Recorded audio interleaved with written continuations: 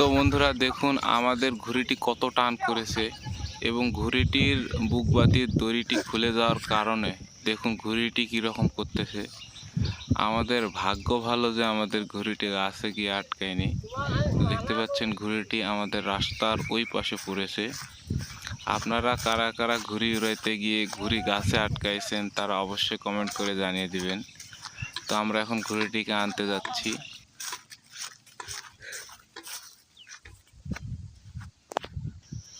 আপনারা কী রকম জায়গায় ঘুড়ি ওড়ান তা অবশ্যই আমাদের কমেন্ট করে জানিয়ে দিবেন।